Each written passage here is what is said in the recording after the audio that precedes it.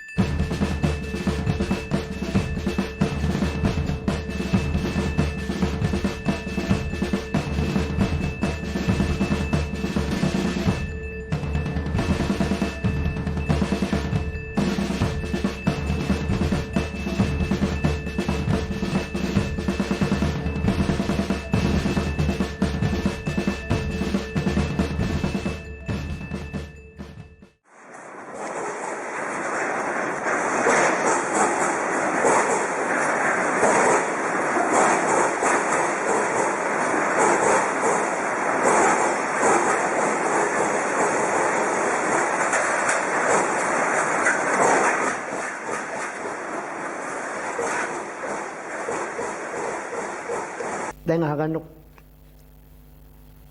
භූකම්පන සරලව කිව්වොත් භූමිකම්පා earthquake කියලා අපි කියනවා. ඒතර භූකම්පනයක් කියන්නේ මොකක්ද? ඔන්න ඔය පිළිබඳව මෑත කාලයේ ඔයාලගේ විෂය නිර්දේශයට අලුතෙන් එකතු වෙච්ච කොටසක් අපි මේ කතා කරන්න යන්නේ භූකම්පන ගැන. ඇතරම පෘථිවිය කියන එක අපි දන්න ඕනේ ගෝලාකාරයි කියලා. පෘථිවිය කියලා කියන්නේ සාමාන්‍යයෙන් අරය කිලෝමීටර් 6400ක් විතර වෙන ගෝලයක්. දැන් අපි ගත්තොත් මේ වගේ පෘථිවිය කියලා මේ පෘථිවියේ ප්‍රධාන කොටස් තුනක් තියෙනවා. එළියම කොටස තමයි අපි කියන්නේ කබල කියලා. ක්‍රස්ට්. ඊළඟට මැදම කොටසක් තියෙනවා. ඒකට අපි කියන්නේ හරය නැත්තම් මධ්‍ය කියලා. ඒ අතර මැද කොටසට අපි කියනවා මෙන්ටලය කියලා. මෙන්ටලය. මේක ක්‍රස්ට් එක කබල, මේක මෙන්ටලය හරය නැත්නම් මධ්‍ය කොට කෝ කියලා කියන්නේ. ඔන්න පෘථිවියේ ප්‍රධාන කොටස් තුන මොනවද ඇහුවොත් කබල, මෙන්ටලය සහ හරය. එතකොට ඇත්තටම මීට අමතරව තව මේ කොටසුත් තව බෙදන්න පුළුවන්. ඉහළ මෙන්ටලය, පහළ මෙන්ටලය වගේ කොටස්. නමුත් ඒ තරම් දුරට අපි ඉගෙන ගන්න යුතු නෑ. ප්‍රධාන කොටස් තුන තමයි මේ තුන වෙන්නේ. එතකොට මේ වගේ භූකම්පන වෙන්නේ කොහොමද කියලා අපි කතා කරන්න යමු. හැබැයි මාතෘකාව ලියලා ඉස්සෙල්ලම මෙහෙම ලියන්න. පෘථිවිය යනු අරය කිලෝමීටර් 6400ක් පමණ වන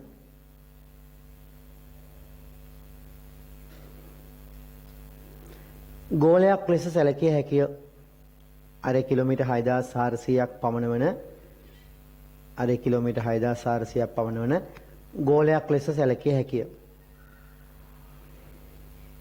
එය ප්‍රධාන කොටස් තුනකින් සමන්විත වේ.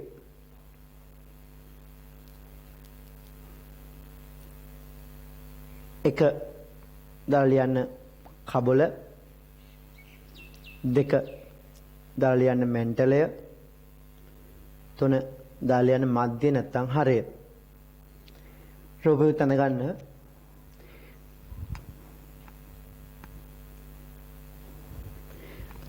අරය පෙන්눔 කරගන්න කිලෝමීටර් 6400ක් පමණ වෙනවා කියන එක.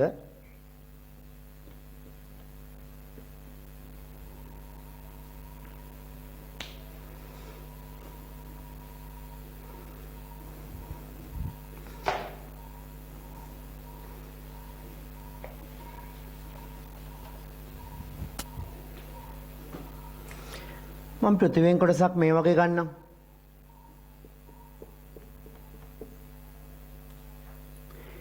එතන බලන්න මෙන්න මේ පෘථිවියේ තියෙන යම් අස්ථායිතා හේතුවෙන්, ඒ කියන්නේ කාලයක් තිස්සේ ශක්තිය ඒකරාශී වෙලා ඒ ශක්තිය එකවරම මුදා හැරීමකදී තමයි අපි ඒක භූකම්පනයක් කියලා කියන්නේ. විවිධ හේතු තියෙනවා භූකම්පන ඇති වෙන්න. එතකොට හේතු ගැන නෙමෙයි අපි මෙතන කතා කරන්නේ. එතකොට ඒකරාශී වෙච්ච ශක්තියක් එකවරම නිදහස් කරනකොට අන්න එතනදී මොකක් වෙනවද? භූකම්පනයක් ඇති වෙනවා.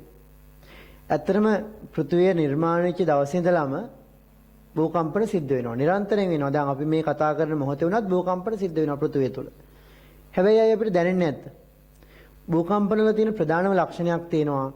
භූකම්පනයක ප්‍රබලතාව වැඩි වෙන්න ඒකේ සුලභතාව අඩු වෙනවා. සුලභයි කියන්නේ නිතරම වෙනවා කියලානේ. දැන් ප්‍රබලතාව අඩු නම් සුලභතාව වැඩි.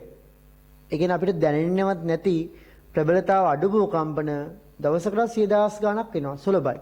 සුලභතාව වැඩි. ප්‍රබලතාව අඩු නම් සුලභතාව වැඩි. ප්‍රබලතාව වැඩි නම් සුලභතාව අඩුයි. දැන් 2004 වගේ අර සුනාමි තත්ත්වය ඇති වෙන්න හේතුන භූකම්පන එහෙම ගත්තොත් ඒක ප්‍රබල එකක් නේ. ප්‍රබලතාව ගොඩාක් වැඩි නිසා ඒක සුලභතාව ගොඩක් අඩුයි. අවුරුදු 100 ගානට සැරයක් තමයි එහෙම එකක් වෙන්නේ.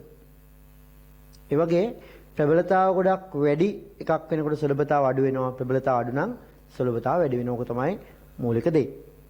එන ලියන්න.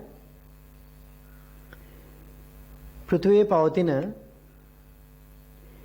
යම් යම් අස්ථාවරතා හේතුවෙන්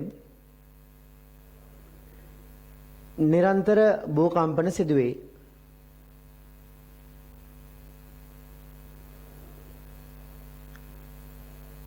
භූකම්පනයකදී සිදුවන්නේ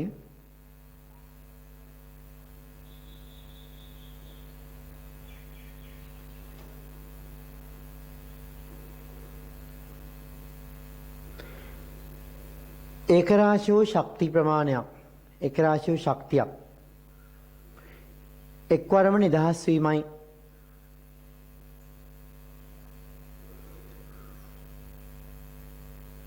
භූකම්පනවල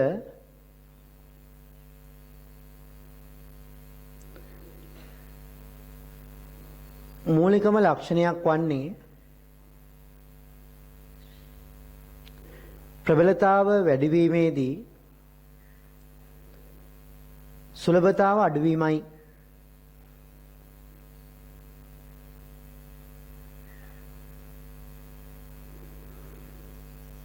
එනම් ප්‍රබලතාවෙන් අඩු වරහන් ඇතුළේ ඉතා කුඩා භූකම්පන, ප්‍රබලතාවෙන් අඩු වරහන් ඇතුළේ ඉතා කුඩා වරහවල භූකම්පන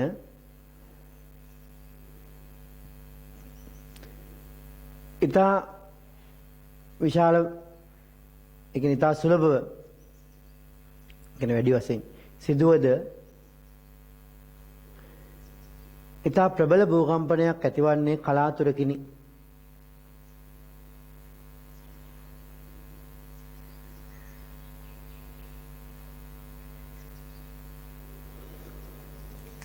දැන් මේ බලන්න, මේක පෘථිවිය කිව්වොත් පෘථිවියේ ඇතුළේනේ භූකම්පනයක් වෙන්නේ. භූකම්පනයක් හටගන්නා කේන්ද්‍රයට අපි නමක් කියනවා නාභිය කියලා. පොළොව ඇතුලේ කිසියම් තැනකදී ශක්තිය පිට වෙනකොට භූකම්පනයක් ඒ ආරම්භ වන තැන, සිදුවන තැන අපි කියනවා මොකක් කියලාද? නාභිය කියලා. නාභිය කියන එක තියෙන්නේ කොහෙද? අනිවාර්යෙන් තියෙන්නේ පොළොව ඇතුලේ, පෘථිවි පෘෂ්ඨයේ නෙවෙයි. හැබැයි ගොඩක් වෙලාවට අපිට මේ භූකම්පනයක් පිළිබඳව ඒකේ හානි ගැන, ඒකේ පැතිරීම ගැන අධ්‍යයනය කරනකොට අපිට වැදගත් වෙනවා මේ නාභියට කෙලින්ම ඉහළින් පෘථිවි පෘෂ්ඨයේ මත තියෙන ලක්ෂය අපිට වැදගත් වෙනවා. අන්න ඒකට අපි නමක් කියනවා අපිකේන්ද්‍රය, එපිසෙන්ටර් කියලා. අපිකේන්ද්‍රය එහෙම නැත්නම් මොකක් කියලාද? එපිසෙන්ටර් කියලා කියන්නේ භූකම්පනයක් සිදුවන නාභියට කෙලින්ම ඉහළින් පෘථිවි පෘෂ්ඨයේ මත වූ ලක්ෂය තමයි අපිකේන්ද්‍රය කියලා කියන්නේ. දැන් මේ කෙලින්ම ඉහළින් කියලා මේ පැත්තෙම තියෙනවම නෑ, තියෙන්නේ නෑ. දැන් පෘථිවිය මෙහෙම හිතන්නකො. දැන් යම් දරක නාභිය මෙතන නම් අපිකේන්ද්‍රය මෙහෙ නෙමෙයි, අපිකේන්ද්‍රය මෙතන. මොකද මේ හරිය හිටගත්තු කෙනෙකුට සිරස වෙන්නේ මේ පැත්තනේ. ඒතර නාභිය මෙතන නම් අපිකේන්ද්‍රය මෙතන. නාභිය මෙතන නම් අපිකේන්ද්‍රය මෙතන. නාභිය මෙතන නම් අපිකේන්ද්‍රය මෙතන, ඔය වගේ.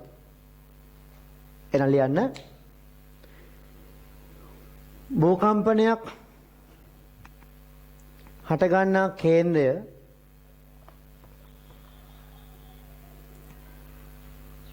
නාභිය ලෙස හඳුන්වයි.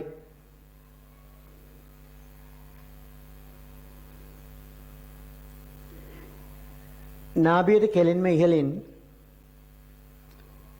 නාභියට කෙලින්ම ඉහළින් පෘථිවි පෘෂ්ඨයේ මත වූ ලක්ෂය අපිකේන්ද්‍රය, මේක ફોකස් එක, මේක එපිසෙන්ටර් කියලා කියන්නේ අපිකේන්ද්‍රය ලෙස හඳුන්වයි. මොන පෘථිවි පෘෂ්ඨයේ මත වූ ලක්ෂය තමයි අපිකේන්ද්‍රය කියලා කියන්නේ. හරි, ඊළඟ මේ බලන්න. දැන් භූකම්පනයක් සිදු වෙනවනේ. හරියට බල්බ් එකකින් ආලෝකය පිට වෙනවා වගේ භූකම්පනයේදී තරංගයක, භූකම්පනයේදී ශක්තිය පිට වෙනවා. මෙතනින් පැතිරලා යනවා. එතකොට භූකම්පනයකදී නිකුත් වෙන ශක්තිය වටේට පැතිරලා යන්නේ තරංග විදියට. අපි කතා කරන ශබ්දය කියන දේ ශක්තිය පැතිරෙන තරංගයක් විදියට.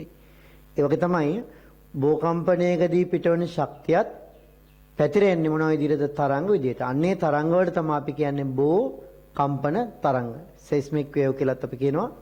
භූකම්පන තරංග. මොනවද භූකම්පන තරංග කියන්නේ? භූකම්පනයකදී නිකුත් වෙන තරංග තමයි භූකම්පන තරංග කියලා කියන්නේ. එතකොට සාමාන්‍යයෙන් භූකම්පන තරංග වර්ග දෙකක් තියෙනවා. එකක් තමයි මේ නාභියෙන් ආරම්භ වෙලා මෙහෙම පෘථිවිය අභ්‍යන්තරයෙන් ඔහොම පැතිරලා යන තරංග.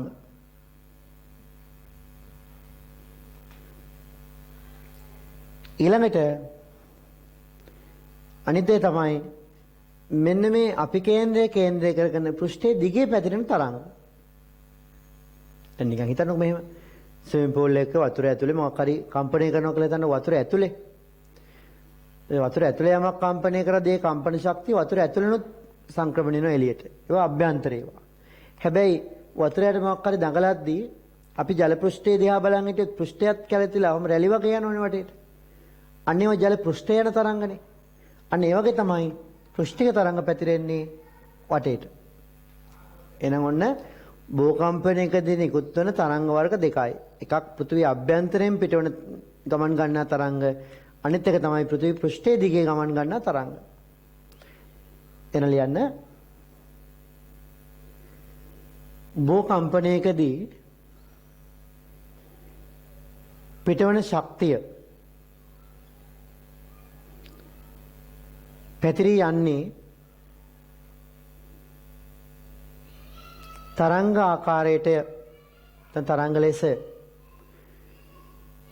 මෙම තරංග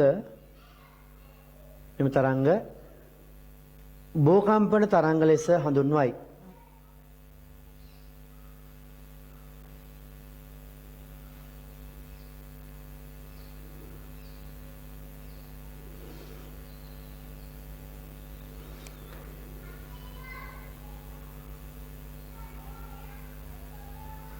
නාභියෙන් ආරම්භ වී පෘථිවි අභ්‍යන්තරය තුලින් පැතිර යන තරංග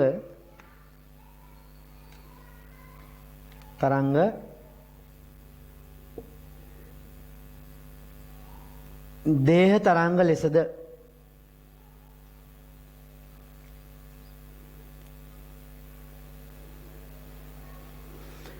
අපි කේන්ද්‍ර කරගනිමින්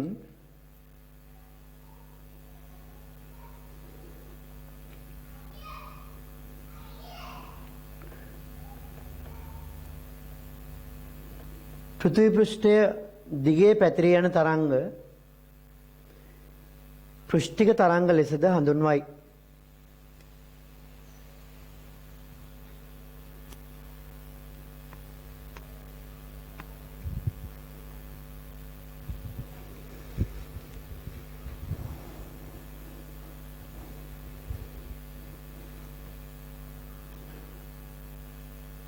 රූපෙන්දල පෙන්නුම් කරගන්න පෘෂ්ඨික මේ දේහ තරංග මේ පෘෂ්ඨික තරංග කියලා.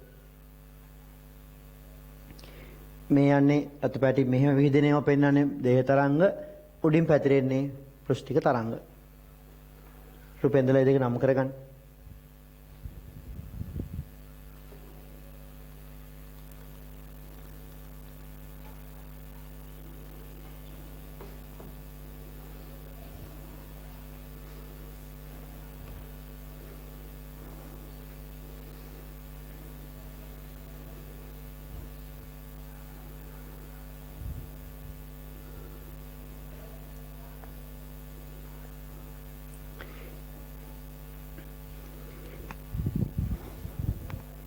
ඊළඟ මේ බලන්න. ඔන්න භූකම්පන තරංග ප්‍රධාන වර්ග දෙකයි. මොනවද? මේවත් භූකම්පන තරංග, මේවත් භූකම්පන තරංගනේ. භූකම්පන තරංග ප්‍රධාන වර්ග දෙකයි. එකක් දේහ තරංග, අනිත් එක පෘෂ්ඨික තරංග. ඊළඟට දේහ තරංග අපිට පුළුවන් නැවතත් වර්ග දෙකකට වෙන් කරන්න. මේකට අපි කියන්නේ බොඩි වේව් කියලා. මේකට අපි කියන්නේ සර්ෆේස් වේව් කියලා. දේහ තරංග අපිට පුළුවන් නැවත වර්ග දෙකකට වෙන් කරන්න. එකක් තමයි ප්‍රාථමික තරංග. P තරංග ප්‍රයිමරි කියන්නේ. Primary wave. ඊළඟ වර්ගය තමයි ද්විතීයික තරංග. secondary wave S wave කියනවා. secondary wave.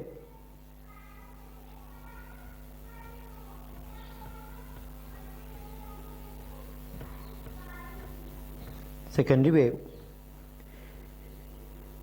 ඔන්න දේහ තරංග වර්ග දෙකයි ප්‍රාථමික තරංග සහ ද්විතීයික තරංග P තරංග S තරංග කියලා. පෘෂ්ඨික තරංග ප්‍රධාන වර්ග දෙකයි. එකක් තමයි ලෝව් තරංග. මේක ලව් වගේ තමයි LOVE. අනිත් එක තමයි රේලි තරංග. RAYLEIGH රේලි. ලෝව් තරංග සහ රේලි තරංග කියලා පෘෂ්ඨික තරංග වෙන් කරන්න පුළුවන්. ඒ කියන්නේ මේ අභ්‍යන්තරයේ යන තරංග වර්ග දෙක තමයි මේ දෙක. පෘෂ්ඨයන තරංග වර්ග දෙක තමයි මොනවද? ලෝව් සහ රේලි කියලා කියන්නේ. එහෙනම් ලියන්නටින් භූකම්පන තරංග පහත ආකාරයට වර්ගීකරණය කළ හැකිය.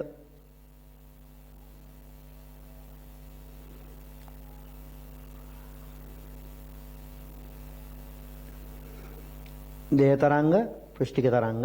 එසේ දේහ තරංග වර්ග දෙක මේ, පෘෂ්ඨික තරංග වර්ග දෙක මේ ලෝව් LOV ලෝව් දාන්න RAYLEIGH රේලි. රේලි කිව්වම රැලි මතක තියාගන්න මොකද රැලි. ඒක මම වෙනම කියලා දෙනවා.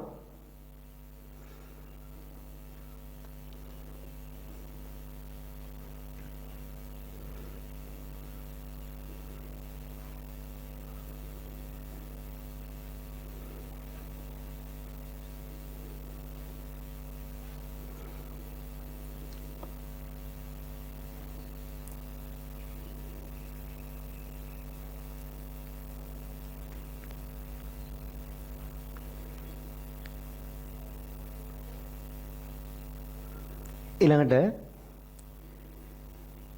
හොඳට බලන්න.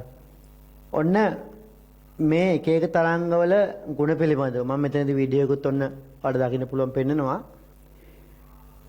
ඊට අමතරව මේ තරංගවල හැසිරීම ගැන අපි හොඳට තේරුම් ගන්න ඕන. එහෙනම් ඒ යටතේ මාතෘකාව ලියන්න අය හතර අපි වෙන වෙනම කතා කරමු. ප්‍රාථමික තරංග වරන් ඇතුලේ P තරංග P wave.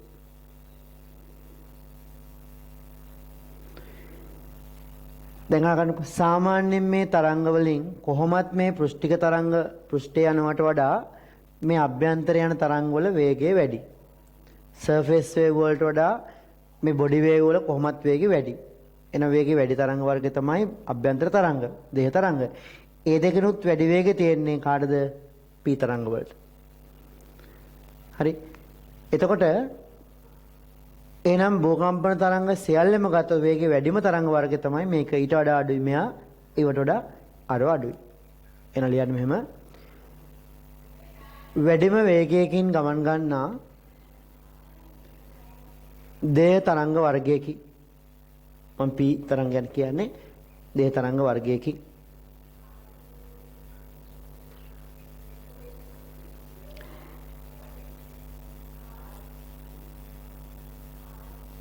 භූකම්පන තරංග අතරින් වැඩිම වේගය පවතින්නේ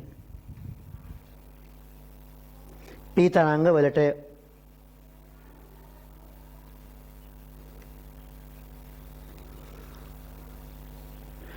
දැන් අහගන්න මේව P තරංගයේ යද්දී මම මෙය පස් කුට්ටියක් මේව කැපුව කියලා හිතමුකෝ. අපි තරංගය අර පැත්තටදී පස් කුට්ටියක් කැපුවොත් එතනදී මේක පස් කුට්ටිය කියලා හිතන්නකො. කුට්ටියක් වල මේක දිග එකක් කියලා හිතන්න. එතකොට තරංගය යනකොට අර පැත්තට මේ පස් අංශු විස්තර කම්පණය වෙන්නේ මේ පැත්තටමයි. මේ අතර කම්පණය වෙවි ඉස්සරහටමයි ශක්තිය යන්නේ. මෙහෙට පස් කුට්ටියක් කපලා වැළුවොත් මෙහෙම කම්පණය විතරයි මෙහෙට යන්නේ. එහෙනම් ඉදිරියට හා පසුපසට කාංශු කම්පණය වෙමින් තමයි ඉදිරියට තරංග යන්නේ. එහෙනම් මට හොඳට තේරුම් ගන්න කියන්න P තරංග අයිති වෙන්නේ තීරයක් ගණේටද අන්වායම ගණේටද? අයිති වෙන්නේ තරංගය යන පැත්තට සමාන්තරව නම් කම්පණය වෙන්නේ ඒවා අයිති වෙන්නේ අන්වායම විදියට. එන ලියන්න අංශු ඉදිරියට හා පසුපසට කම්පණය වෙමින් අංශු ඉදිරියට හා පසුපසට කම්පණය වෙමින් ඉදිරියට තරංගය රැගෙන යන නිසා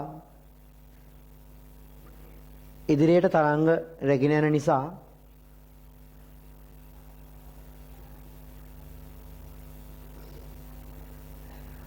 P තරංග අන්වායාම තරංග වර්ගයකි. උන තරංග ගුණ ගැන කියද්දී අපි මතක ඇති කව සමහර බෝකම්පන තියෙනවා. තීරයක් සමහර ඒවා අන්වායාම. ඒතර P තරංග කියන්නේ මොනවද? ඒවා අන්වායාම තරංගයක්. ඊට පස්සේ ලියන්න S තරංග නැත්නම් ද්විතීයික තරංග. අනුමාත්‍රකව ද්විතීයික තරංග. secondary wave. S wave. අතර S wave ගේ ප්‍රවේගය කාටද වඩා අඩුයි? ප්‍රාථමිකයට වඩා අඩුයි. නමුත් පෘෂ්ඨික තරංග වලට වඩා වැඩි.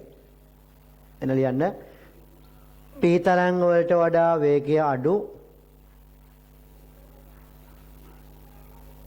පෘථිවි අභ්‍යන්තරයෙන් ගමන් ගන්නා තරංග වර්ගයකි.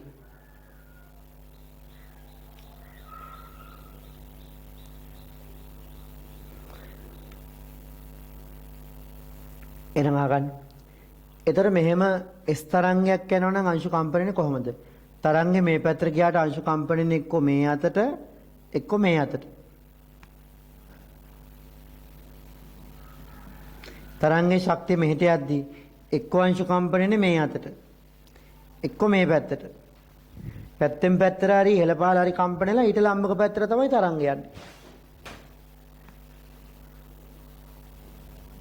ඉහළ පහළ හරි පැත්තෙන් පැත්තට හරි කම්පණයලා ඊට ලම්බකව තමයි තරංගයේ ශක්තිය යන්නේ. එහෙනම් මේක අයිති වෙන්නේ මොන තරංගයක් විදියටද? මේක අයිති වෙන්නේ අන්වාම තීරයක්ද? මේක අයිති වෙන්නේ අනිවාර්යයෙන්ම තීරයක් ගණයට. එන ලියන්න අංශු පැත්තෙන් පැත්තට කම්පණය වෙමින්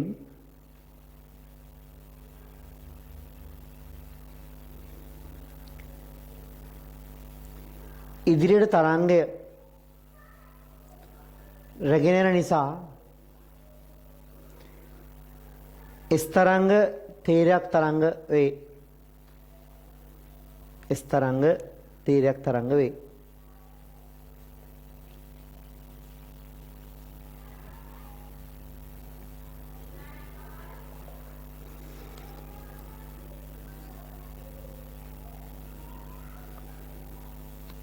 ඊළඟට ලියන ලෝව තරංග.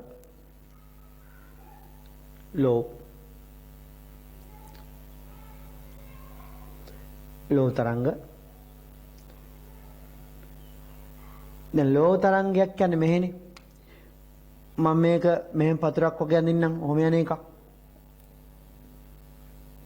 ඒක තරංගෙ මෙහෙම යද්දී එතන පොළවේ අංශු කම්පණය මේ පැත්තට. හරි. පොළව අංශු මේ අතර කම්පණය වෙයි ඉස්සරහට යනවා. එන එකත් අන්වයම තීරයක්. ලෝව තරංගයක් වුණත් වැටෙන්නේ තීරයක් ගන්නේට. මොකද හේතුව තරංගේ මෙහෙම යනවනම් මේ අතර කම්පණය වෙන්නේ. එන ලියන්න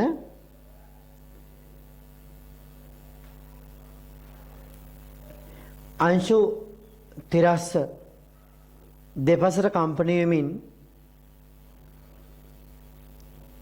ඉදිරියට ගමන් ගන්නා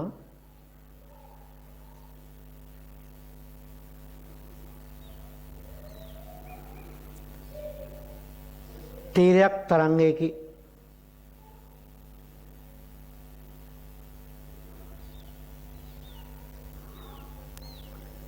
මෙම තරංග ගමන් කිරීම නිසා ගොඩනැගිලි පාලම් ආදිය බිඳී යා හැක.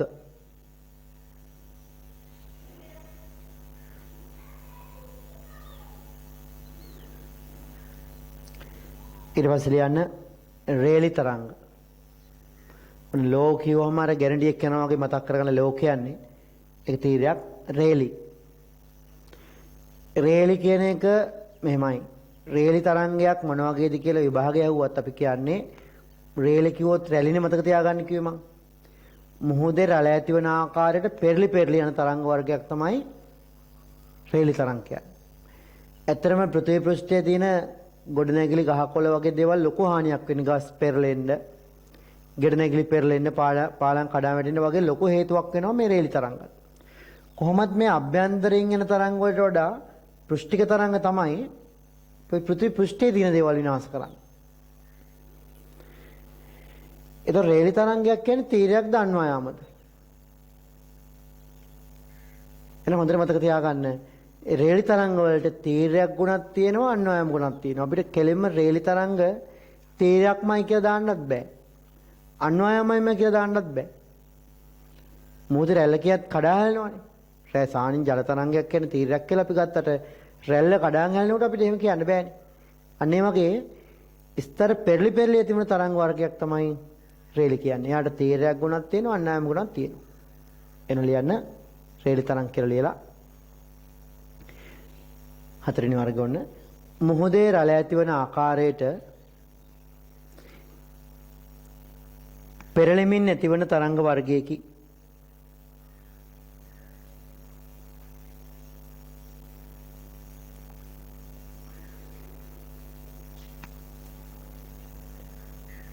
රේලි තරංගවලට තීරයක් සහ අන්වයම ගුණ පවතී.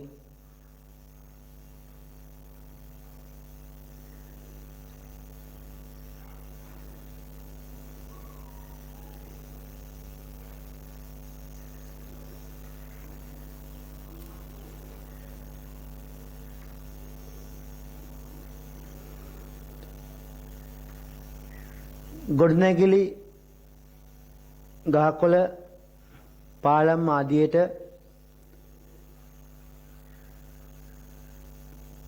විශාල හානියක් මෙම තරංග මගින්ද ඇති කළ හැකිය. ඔන්න මේ එක එක තරංග ගමන් කරන විදිය පෙන්වුම් කරන්න යොදා ගන්න පුළුවන් රූපයක් වීඩියෝ එකක් මම ඔත් එක්කම පෙන්නනවා. ඒක බලන්න.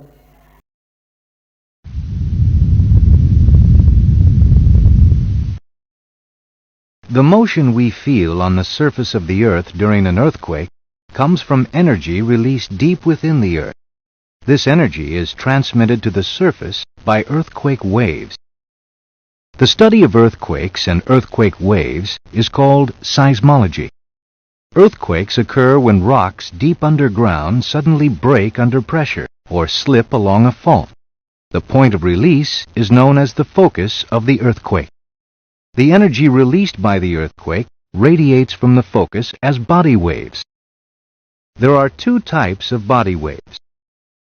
The fastest wave is called a P wave, or primary wave. It moves between 4 to 7 kilometers per second, depending on the density of the rock it's moving through. A P wave is a compression type wave. Rocky material in its direction of travel compresses, then expands as the wave passes. A P wave is similar to a wave traveling through a spring. The coils compress and expand in the direction the wave is traveling. The second type of body wave is called an S wave, or secondary wave. It travels at about 2 to 5 kilometers per second through rock, about half the speed of a P wave. An S wave is a transverse shear wave. Rocky material in its path moves up and down, or side to side, perpendicular to the direction of the wave's travel. An S wave is similar to a wave traveling along a piece of rope. The wave moves along the rope by moving a section of the rope up, then down. Surface waves radiate outward from the epicenter, the point on the surface closest to the focus. Surface waves are slower than body waves, traveling at 2 to 3 kilometers per second. They can change the surface of the earth as well as damage homes, buildings, and other structures. There are two types of surface waves. A love wave causes side-to-side motion perpendicular to its direction of travel. It can cause damage by breaking roads and pipes. The second type of surface wave is called a Rayleigh wave. It moves the surface of the earth up, forward, down, and back in a circle. it can cause damage by knocking buildings off their foundations. In most earthquakes, combinations of love and Raleigh waves cause the most destruction because the ground shakes up and down and side to side at the same time.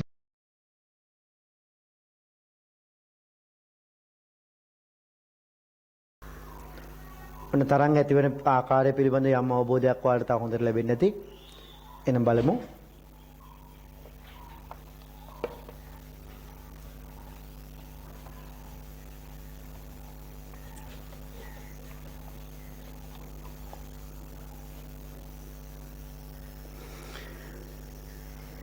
දැන් බලන්න.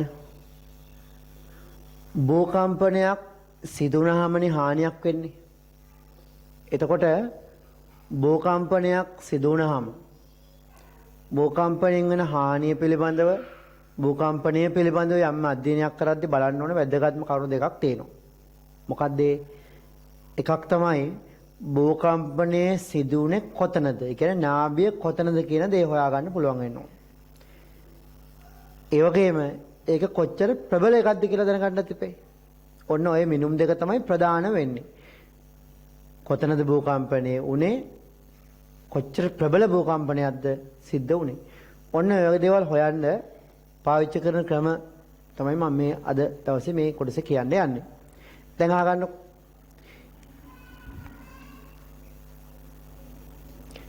අපි මෙහෙම ගත්තොත් පෘථිවිය අපි හිතමු මෙතන තමයි නාභිය කියලා හිතන්නකො. මෙතන නාභිය. භූකම්පනයක් සිදු වුණාම ඇතිවන තරංගෝම පැතිරලා යනවනේ. හැම පැත්තටම යනවා.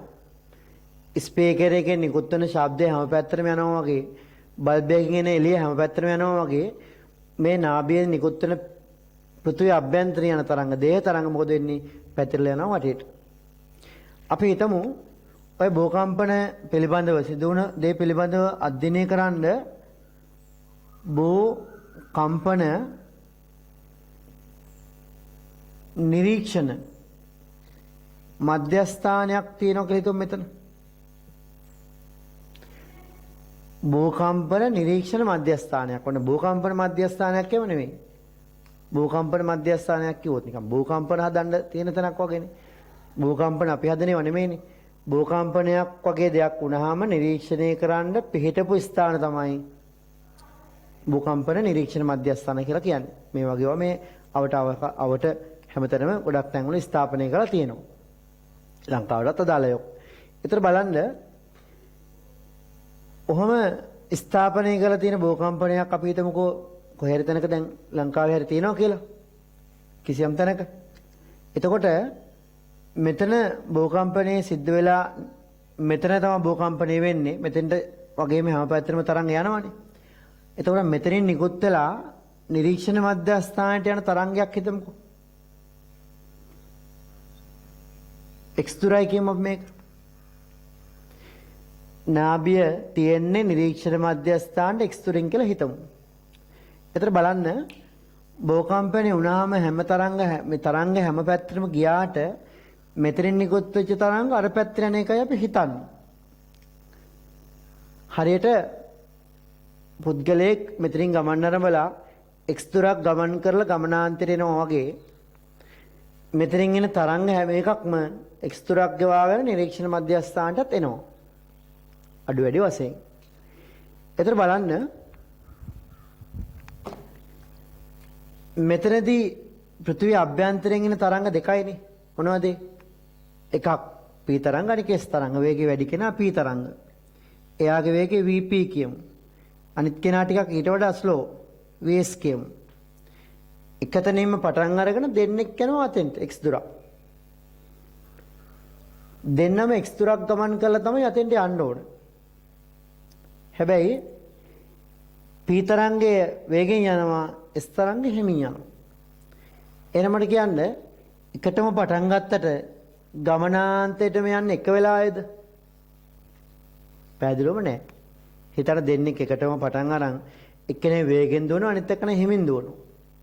ගමනාන්තරයක්දී වේගෙන් දුවපු කෙනාගෙන් නතරලා ටික වෙලාවක් ගියාට පස්සේනේ හිමින් යන කෙනා එන්නේ. ඒ වගේ තමයි නිරීක්ෂණ මධ්‍යස්ථානටත් P තරංග ගිහිල්ලා තප්පර කීපයකට පස්සේ තමයි S තරංග එන්නේ. තප්පර හරි විනාඩි හරි වෙන්න පුළුවන්. අන්නේ පරක්කුව ප්‍රමාදයේ බලලා අපිට කෙලෙම පුළුවන් x කියන එක ගණනය කරගන්න. එහෙනම් මාතෘකාව ලියන්න මෙහෙම. මාතෘකාව ලියන්න කලින් මෙහෙම ලියලා ඉන්න.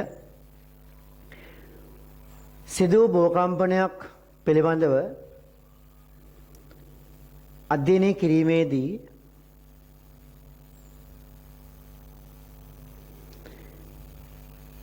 නාභියේ පිහිටුම සහ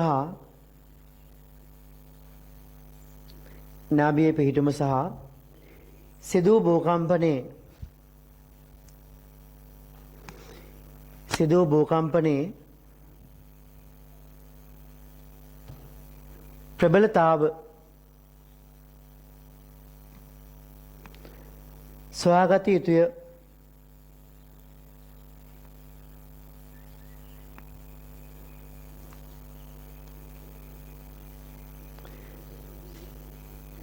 එහෙනම් ඊට පස්සේ මාතෘකාව ලියන්න. නිරීක්ෂණ මධ්‍යස්ථානයේ සිට නාභියට ඇති දුර නිර්ණය කිරීම. නිරීක්ෂණ මධ්‍යස්ථානයේ සිට නාභියට ඇති දුර නිර්ණය කිරීම.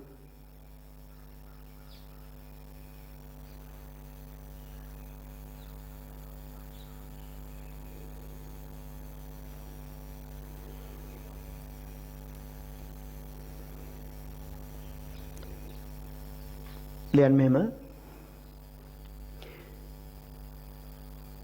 භූකම්පනයන් පිළිබඳව අධ්‍යයනය කිරීම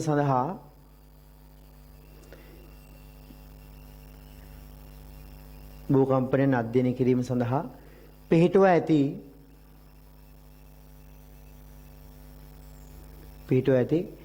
නිරීක්ෂණ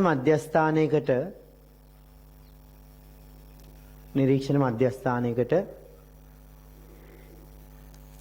x දුරින් සිදු භූකම්පනයක් සලකමු.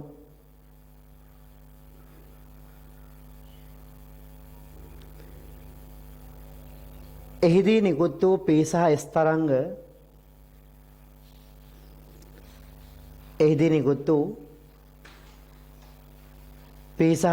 තරංග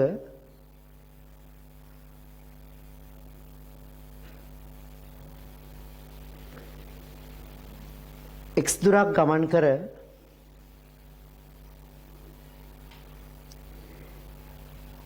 නිරීක්ෂණ මධ්‍යස්ථානට පැමිණේ.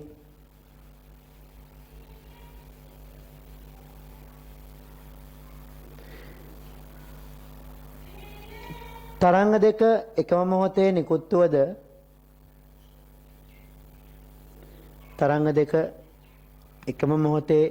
වුවද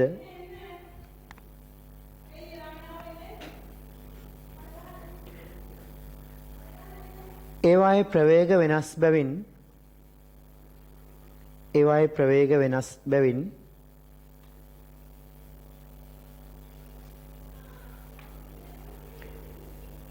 නිරීක්ෂණ මධ්‍යස්ථානයේ වෙත පැමිණෙන්නේ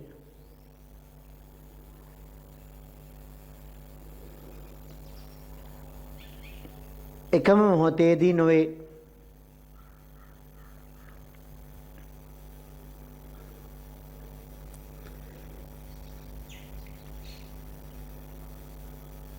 P තරංගයේ පැමිණ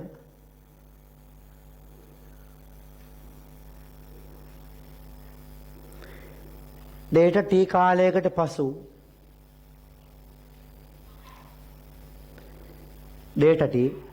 පසු S තරංගයේ පැමිණෙන්නේයි සලකමු.